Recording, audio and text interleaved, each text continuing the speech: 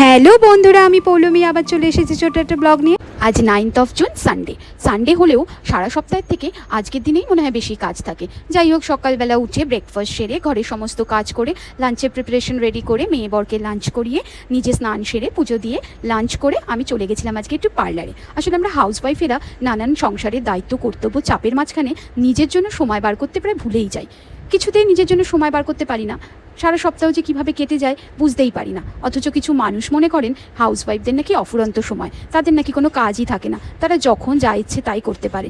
কিন্তু বিশ্বাস করুন, কিভাবে সময়গুলো কেটে যায় নিজের জন্য একটু সময়টুকুও বার করতে পারি না।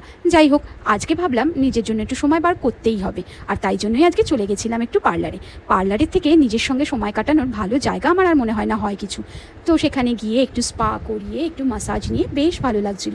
পরবর্তী যুদ্ধের জন্য নিজেকে তৈরি করে নেওয়া, মানে আজকে উইকেন্ডের শেষ সানডে, কাল থেকে তো আবার যুদ্ধ শুরু।